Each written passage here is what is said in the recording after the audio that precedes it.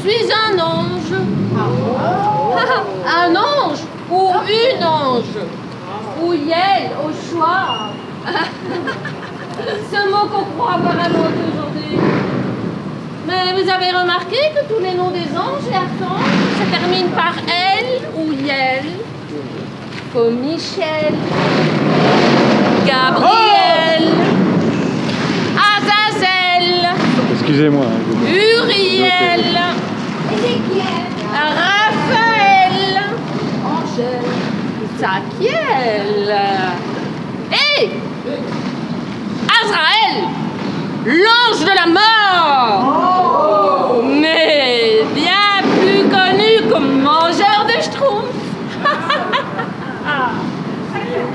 Ni mâle ni femelle, sans sexe, asexué. Vous ne me croyez pas? Parce que je suis habillée à la mode d'aujourd'hui? Ah, mais c'est parce que je veux rester incognito. Cela vous étonne? Mais je viens souvent, Wallonie, en éclaireur, pour Jésus et Saint-Pierre, qui s'intéressent depuis toujours aux petites gens qui habitent votre beau pays. Ils sont sensibles aux difficultés des travailleurs. Meuniers, bateliers, mineurs, métallos ou verriers. Ah, faut toujours que tu aies le dernier mot. Oh, ouais, ça c'est comme est vrai, hein. Ils ont tout dit, veillé volti, les petits peuples braves et courageux.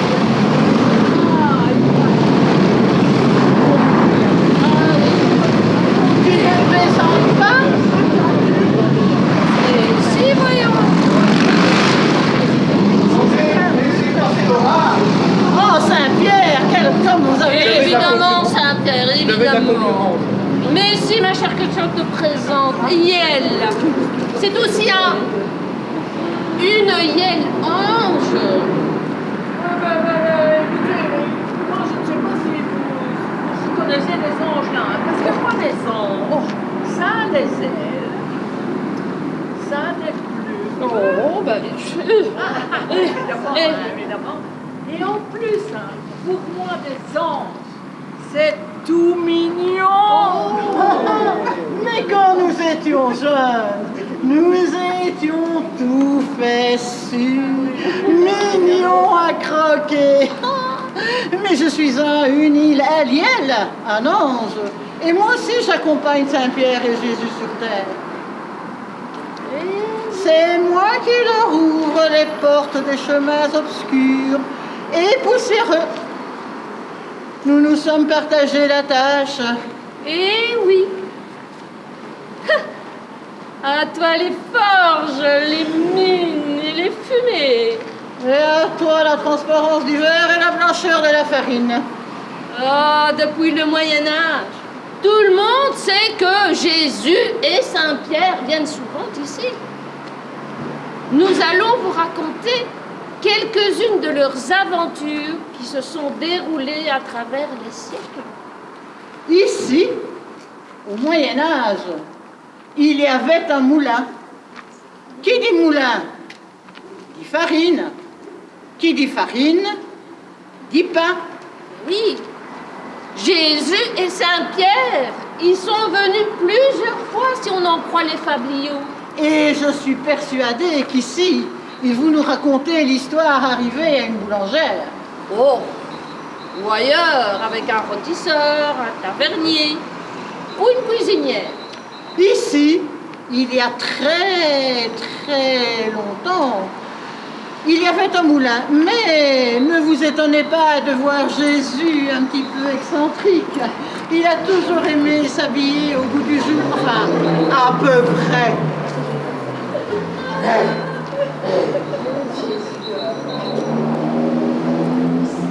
La justice règne et les pauvres crèvent de faim, alors que d'autres se goinfrent, avalent la mer avec tous ces poissons, s'empifflent, ripaillent et s'en mettent jusqu'à la garde. Calme-toi, mon bon Saint-Pierre. Vous savez, Seigneur, je suis sensible au bien manger et à la justice. Comment est-il possible de dépérir de faim ici, au pays des tartes à l'oignon, des fromages d'abbaye, des petites mousselines d'écrevisses et des truites au cidre? Saint-Pierre, tu oublies que la gourmandise est un péché. Je sais, Seigneur. En vérité, je le sais. Jafar! Seigneur, regardez cette pauvresse devant la boulangerie. Jafar! Jafar! Oh! Oh mon Dieu! Elle ramasse un morceau de pain, rassis et pourri. Oh! C'est pas beau! C'est tout péri! Je sens l'odeur de pain fraîche! Qu'est-ce que tu fais là, Je bougresse? sens l'odeur de pain fraîche! Ainsi tu te répètes à la bonne odeur de mes pains? C'est pas que je cuis par amour toutes les nuits durant? Si tu en tires quelque jouissance, tu dois me payer.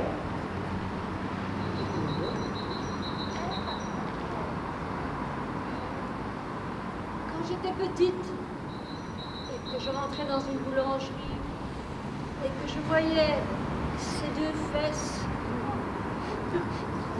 le petit pain, voyons, je rêvais d'être boulanger.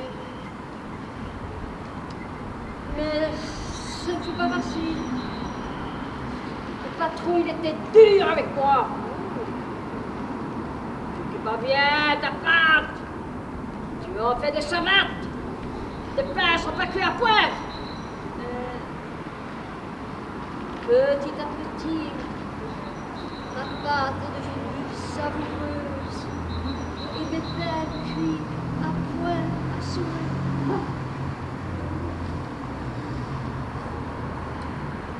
J'adore entendre le son de mes pains quand ils refroidissent. Tu dois me payer! Je suis moi, un petit pied du pays.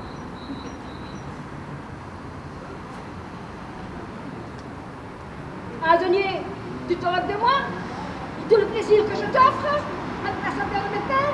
Je vais appeler le maréchaussée. Seigneur, faites quelque chose.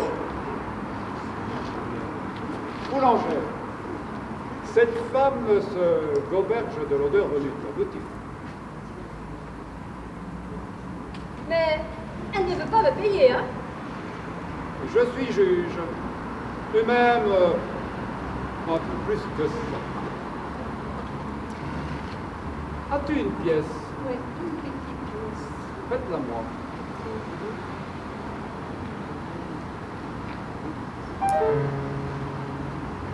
Voilà. Justice est rendue. Cette femme a profité de l'odeur venue de la boutique. Et toi maintenant te voilà, payé du son de la pièce lorsqu'elle a touché le sol.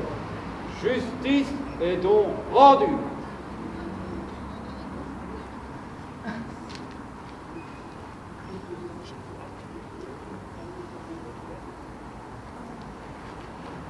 Merci, Signor. Hajdibi, Kachandorfa. Fais-moi confiance, j'agirai pour toi. Je suis capable de quelques miracles.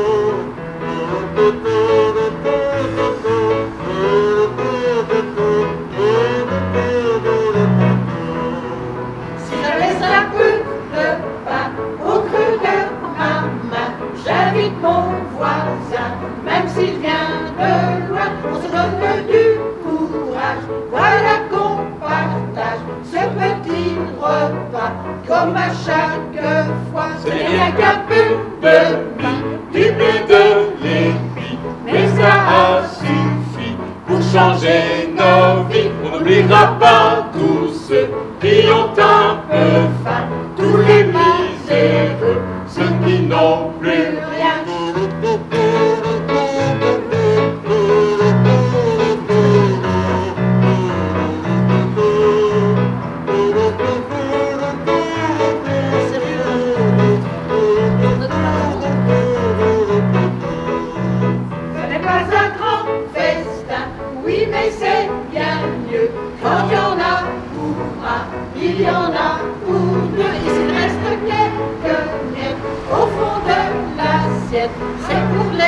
oiseau avec un peu d'eau. C'était il y a longtemps, au moins 800 ans, et la misère est toujours là. Il est vrai que les humains ont encore beaucoup à faire. Mais ne pouvons-nous pas les aider? Si, mais par charité. Oui, mais est-ce que c'est bien suffisant?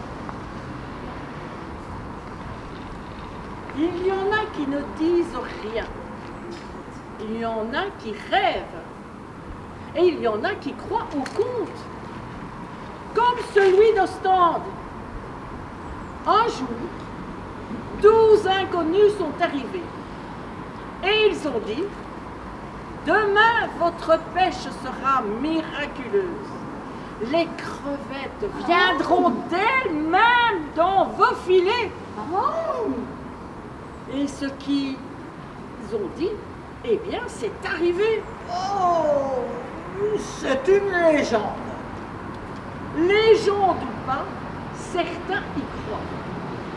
Et si le rêve ne fait pas partie de notre vie, eh bien, c'est difficile de vivre sur la terre. La pauvreté est mauvaise conseillère.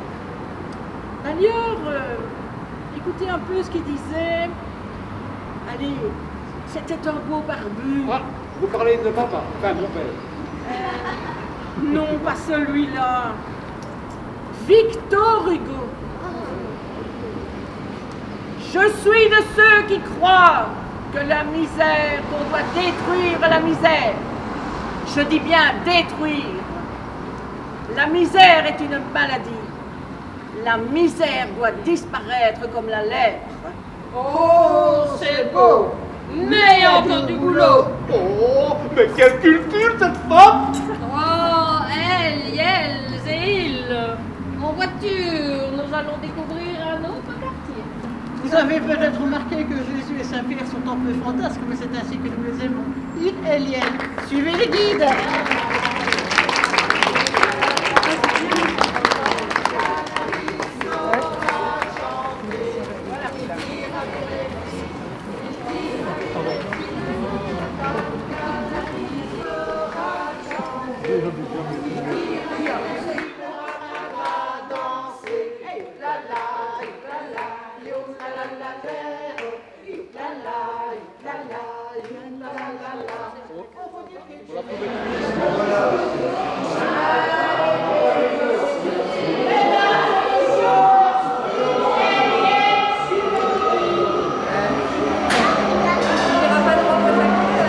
Ouais.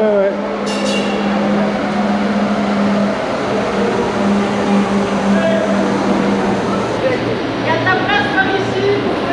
Mais il faut quelqu'un qui tient le bouton ici. Chef, tu tiens le bouton.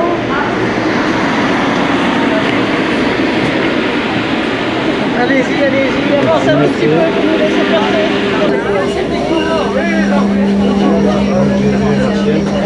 Voilà, Jésus et Marchienne. Jésus et de Martienne. De Marchienne, on de Monceau. Je viens de pas loin. Mais je voyage beaucoup à Autun. Oui, j'imagine. Après la première guerre. C'est la petite fille, moi je l'appelle. Il y a plus de c'est là-bas. Là-bas. Brasserie, les amis, les amis.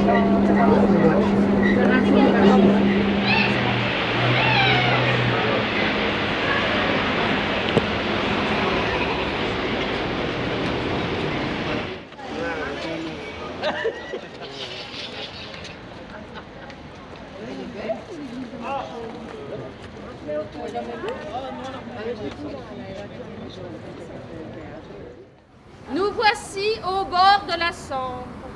Au bas Moyen-Âge, les rivières étaient les principales voies de communication. Eh oui, il n'y avait pas de route. Les bateaux transportaient des marchandises. Et bien sûr, comme vous le savez, dès qu'il y a des richesses, les malandrins fourmillent.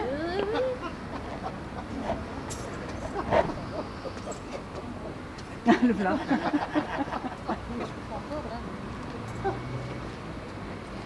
Ouais. Les bateliers, ils n'ont pas besoin d'argent. Il se paye avec des sous. Avec des sous-marins.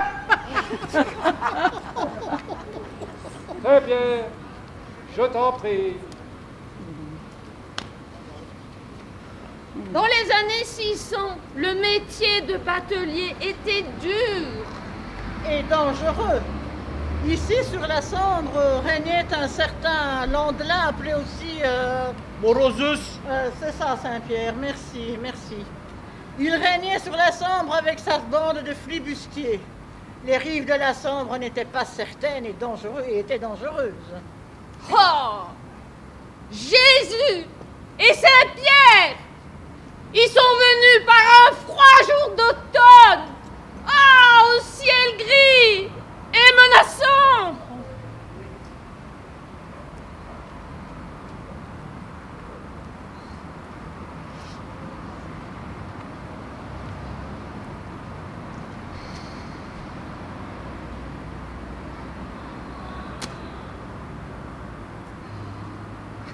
Tout ce linge à laver. Le Seigneur et sa dame sont bien bons de me donner du travail, mais un dur travail.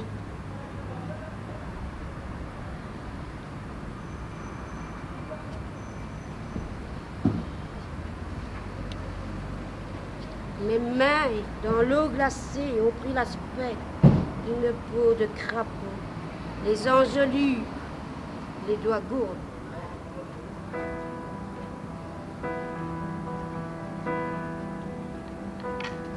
Le long des allées du lavoir, baignée dans les odeurs, elle lessive, brosse, tape, dépanne par leur sueur. Leurs mains, leurs coudes, leurs pieds donnent tout leur labeur. Et le linge noir blanchit au fil des heures. Nous les lavandières, frappons, frappons, frappons. Toi ma petite fille, berce-toi de nos cœurs. Nous les lavandières, frappons, frappons, frappons. Toi ma petite fille, berce-toi de nos cœurs. Parmi les odeurs savonneuses, la faim traverse leur corps. Elles lèvent les pièces, les tordent et les essorent, et ne s'arrêteront que le linge transformé en or. Ramasser la matière, une dernière fois éclairer le décor. Nous les lavandières, frappons, frappons, frappons. Toi ma petite fille, berce-toi de nos cœurs. Nous les lavandières, frappons, frappons, frappons. Toi ma petite fille, berce-toi de nos cœurs.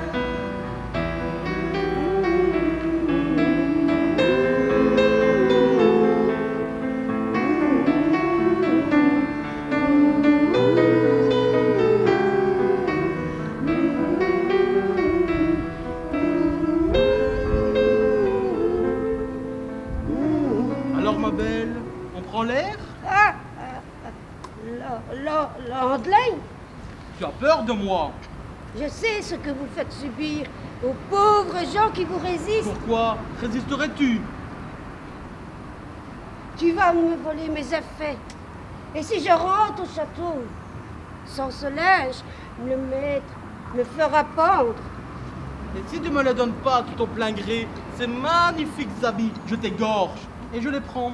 Quel cruel dilemme, tu trouves pas? La corde ou le couteau? À toi de choisir. Pitié, on dit que vous êtes le lait de l'évêque, monseigneur Hubert. Je le fus en effet, il y a quelque temps. Mais la vie au monastère m'ennuyait. La pauvreté, la chasteté ne m'attirent guère. Ah, si la vie était comme ça au monastère.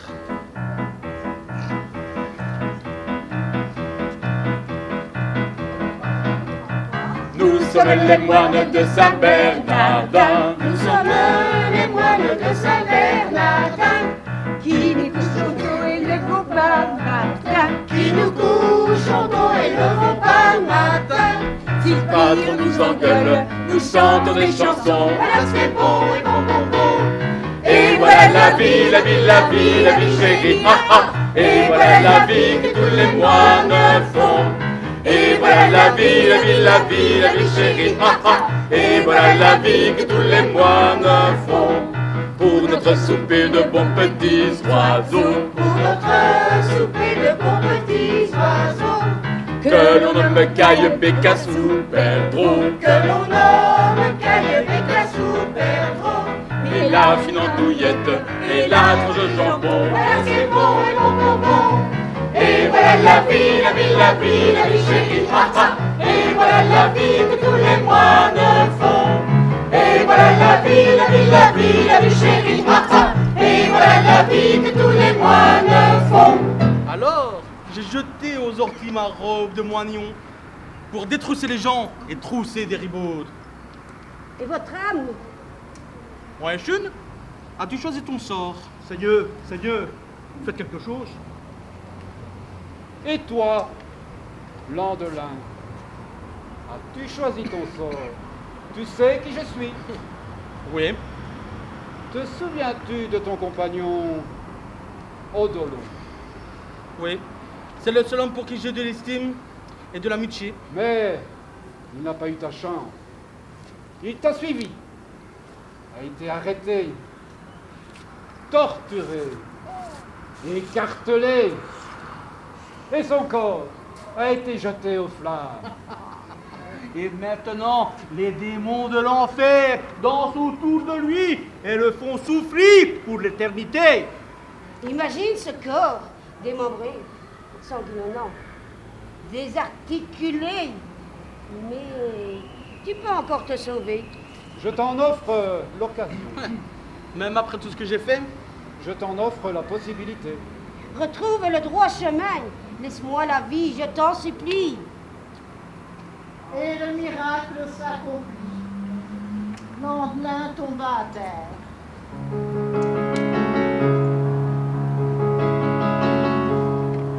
Que ferez-vous une fois abbé, Madoué, que ferez-vous une fois abbé, si votre église est en cendres? Vers l'océan je descendrai, voulez-vous y descendre? Que ferez-vous une fois abbé, Madoué, que ferez-vous une fois abbé, du l'autel de Silève? Sur un bateau j'officierai, vous serez sur la grève. Que ferez-vous une fois abbé, Madoué, que ferez-vous une fois abbé, sans nappe en fine toile? Notre doux Seigneur poserait sur un morceau de voile. Que ferez-vous une fois abbé, Madoué, que ferez-vous une fois abbé, sans chandelle, sans ciel? Les astres seront allumés par Madame la Vierge.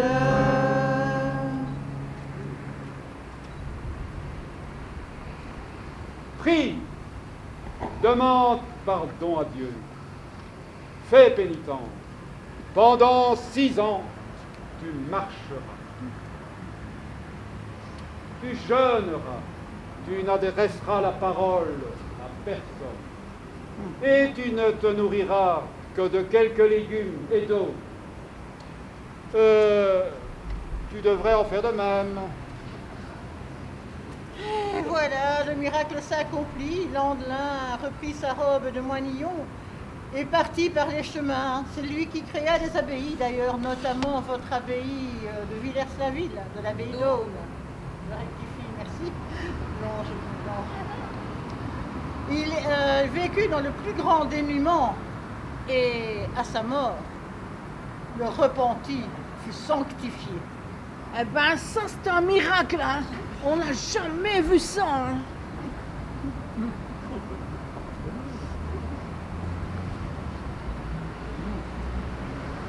As-tu fini ta tâche? Pas encore. L'Andelin m'a attaqué. Jésus m'a défendu. L'Andelin est parti en pèlerinage. Votre linge est encore sale. Mais je l'ai sauvé. Avec mon aide. Crois-tu que je vais te croire? Il le faut, car c'est la vérité. Je me remets au travail. La condition de servante est une dure condition. Crois-tu que notre condition est parfaite? Les hommes guerrois, batifolles, et nous sommes là, juste bonnes à accoucher, car il faut maintenir la lignée. Si tu es stérile, le mariage est annulé, et tu es envoyé dans un monastère. Si tu meurs en couche, ton mari a bien vite fait de se remarier. Voilà pourquoi sur les tombes des nobles, on voit des sculptures d'un homme avec plusieurs femmes. Alors que nous rêvions d'un beau chevalier qui nous murmurait « Bel ami, ainsi est de nous, ni vous sans moi, ni moi sans vous. » Seules quelques-unes d'entre nous peuvent écrire leur douleur. Je chante pour dissimuler mes sentiments. Et mes yeux préféraient pleurer. Personne ne sait la peine qu'endure mon cœur. Mon pauvre cœur. Et la condition de la femme n'est pas près de changer. Savez-vous que c'étaient les épouses des bateliers qui tiraient les bateaux? Ah, elles coûtaient bien moins cher que les chevaux et étaient plus faciles à nourrir. La force motrice n'existait pas. Eh oui, et c'est ainsi depuis l'aube de l'humanité. Une croyance de rôle pour les hommes et les femmes. Mais les femmes n'ont-elles pas travaillé, fait tous les métiers? Et d'ailleurs, souvenez-vous, elles ont travaillé dans les usines en 1914, pendant la guerre. Et Jeanne d'Arc n'a-t-elle pas combattu vaillamment? Et les chevalières du Moyen-Âge n'ont-elles pas défendu leur château quand leur mari était aux croisades? Et les femmes n'ont-elles pas participé à tout? Maintenant, ça suffit de brimer les rêves. L'égalité entre hommes et femmes sera un bienfait pour tous. Ouais! Oh, il y a encore du boulot. Il y a du boulot, hein?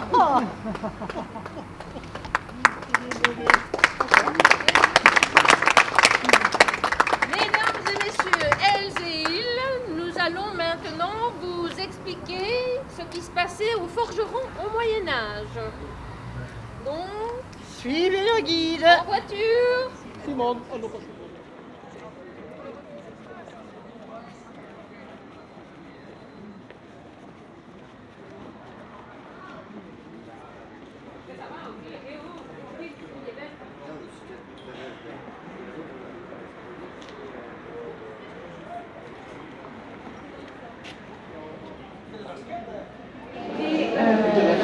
Il y a eu un rempart tout à l'heure.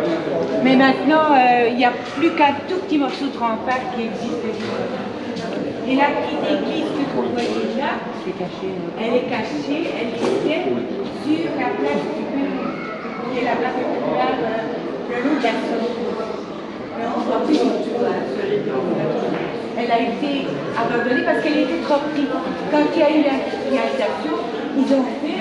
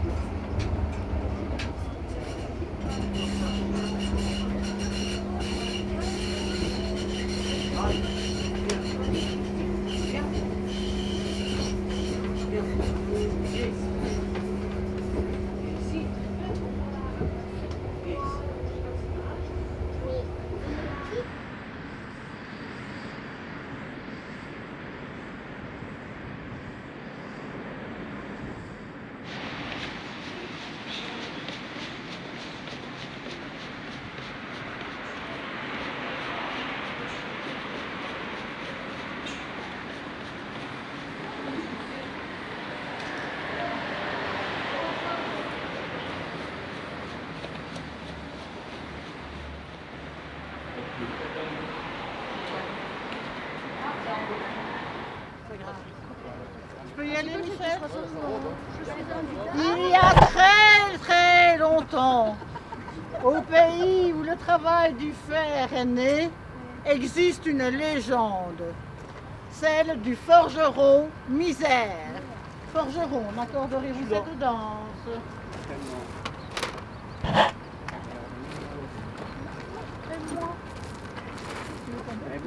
Oui, moi. Dans les yeux. Voilà, merci. On me surnomme Misère. Dès qu'il y a une calamité, j'en suis une victime. Quand la foudre tombe, c'est sur mes arbres fruitiers.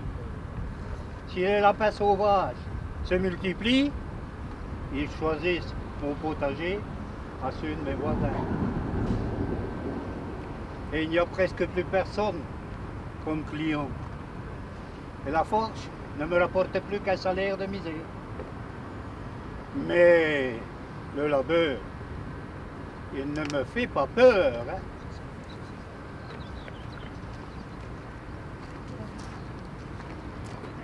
Pauvre homme, en Wallonie, la vie est dure. Les braves gens doivent se contenter de peu. Quelques légumes de leur jardin, quelques pommes. Encore la gourmandise, Saint-Pierre. De temps en temps, une carotte à l'eau. Ou, bien rarement, un poireau ou une prune. Mais est-ce là bien suffisant pour de braves et aimables gens? Tu crois vraiment que les Wallons sont de braves et aimables gens? Bien oui. Le forgeron Misère, par exemple, qui est bien plus pauvre que Job, partage ses pauvres biens avec qui est bien plus pauvre que lui. Il partage tout. Il garde bien quelque chose de temps en temps pour boire un coup quand il a du labeur. Peut-on lui en vouloir? Moi-même, Je sais, Saint-Pierre, je sais. Si vous ne croyez pas en la bonté du forgeron Misère, allons le visiter. Ce soit.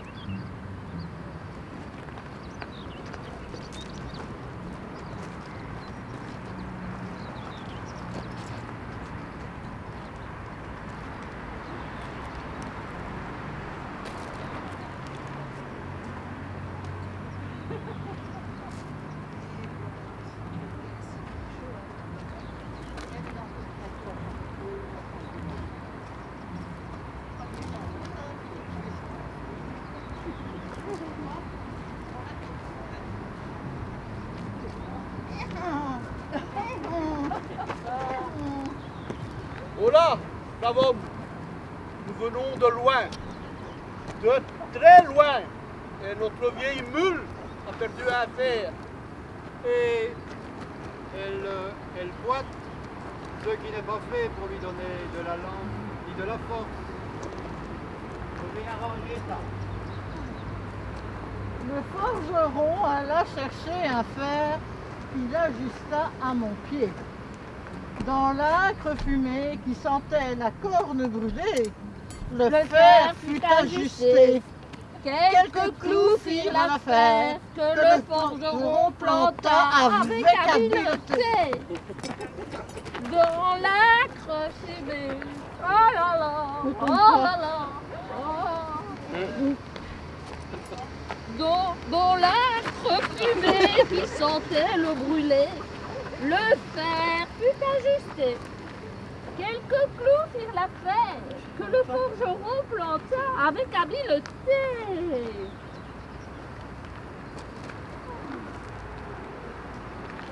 Vous pouvez partir sans crainte. Maintenant, votre mule, avec son nouveau père, vous suivra jusqu'au enfer. Oh, belle parabole. Mais nous te devons combien, forgeron? Rien du tout. Vous m'avez l'air bien plus pauvre que moi. Et puis, vos habits, vous ne les mettrez pas. Et vous avez l'air d'avoir faim, hein? Voilà la vérité vraie. J'ai un peu braconné. un péché, je sais. Mais la faim est une douleur qu'on ne supporte pas. Seigneur, le ciel lui pardonnera, n'est-ce pas? Il est vrai que faute avouée est souvent pardonnée. Il faut porter un lièvre au brume avec du vinaigre. Tu me donneras le sceptre? La manne céleste ne te suffit-elle pas? Et ils mangèrent. Saint-Pierre goulûment, le forgeron normalement, et Jésus lui fit semblant. Forgeron, puisque tu refuses notre argent, fais 3 vœux. Ils seront exaucés. 3 vœux? On se croirait dans un conte. Mais je crois à vous. Et tu n'es pas le seul. Je voudrais que quiconque s'approche de ma forge ne puisse s'en éloigner sans mon ordre. Je voudrais aussi une chaise, cette chaise, que quiconque s'assied dessus ne puisse se relever sans mon ordre. Et puis je voudrais que quiconque grimpe sur mon prunier ne puisse se descendre sans mon ordre. Ne préfères-tu pas l'ordre? Non. Que tes vœux soient exaucés. Eh bien voilà, je suis immortel. Mais, dis-moi, forgeron, as-tu bien réfléchi? Oui. Moi, je ne comprends plus rien. Forgeron, tu es bon, mais je te le dis une fois encore, as-tu bien réfléchi? Oui. Quelques années plus tard, la mort rendit visite au forgeron.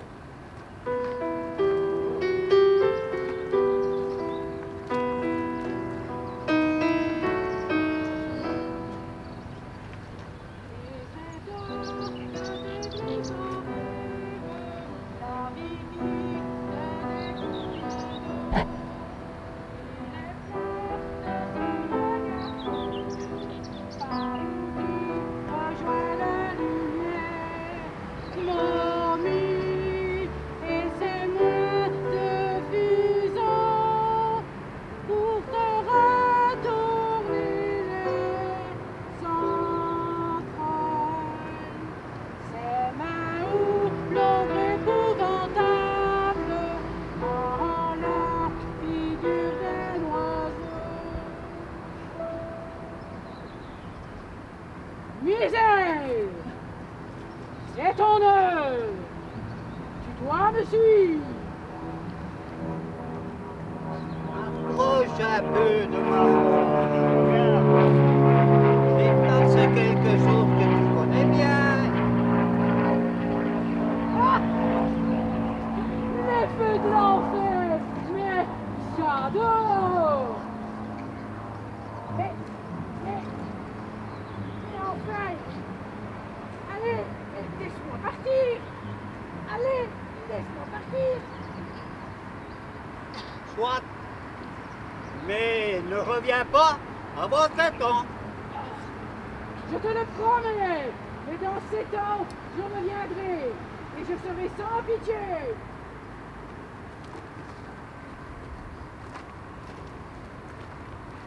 7 ans plus tard, la mort fut ponctuelle à son rendez-vous. Misère! C'est ton heure! Tu dois me suivre! Assieds-toi un petit peu là pour te reposer. Tu as fait un long voyage. Tu dois être fatigué. Ah oui, je sais, je ne suis plus toute jeune. Mais, laisse-moi partir! Allez, laisse-moi partir! Soit. Ah, mais ne reviens pas avant 7 ans. Je te le promets, mais dans 7 ans, je reviendrai et je serai sans pitié, hein.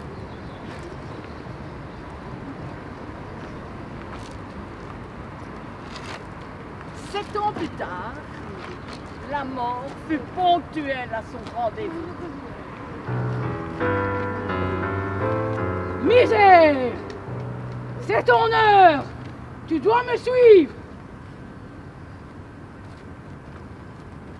Un peu sur mon prunier pour prendre quelques prunes. Tu dois avoir soif.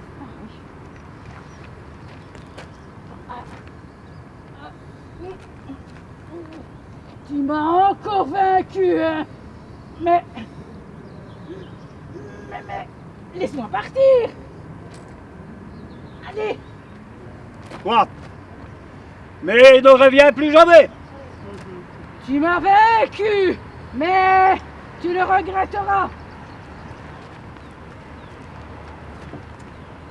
Et les années passent, et le forgeron le regrette. Il ne reconnaît plus personne. Il est entouré des enfants, de ses petits-enfants, des petits-enfants, de ses petits-enfants, de ses enfants. Il y a tellement de monde autour de lui qu'il ne reconnaît plus personne. Bon! Reviens! L'éternité, c'est pas gai! Tu crois que je vais aller te rechercher? Mais tu peux toujours attendre, hein? Seigneur Jésus, vous ne pouvez pas permettre au forgeron de mourir? Ah, il a fait un choix, il doit l'assumer. Eh oui, et c'est comme ça qu'il y aura des forgerons pour l'éternité. L'éternité, non, pas tout à fait. Jusqu'au jour du jugement dernier. Oui, ben alors on doit s'approcher de ce jour, hein, parce que des métallos et des forgerons, il n'y en a plus beaucoup, hein, c'est par chez nous.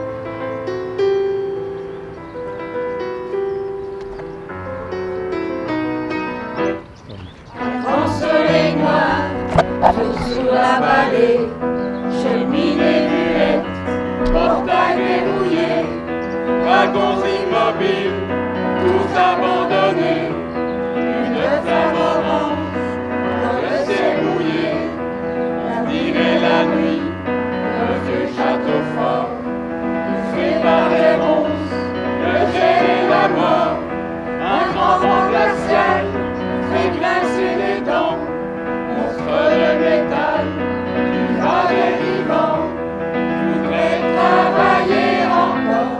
Rien à faire, quand je fais plus rien, moi, je coûte moins cher, moi, que quand je travaillais, moi, d'après les experts. Je crée un produit pour gagner des sous, c'est moi qui dérive, ou qui devient fou.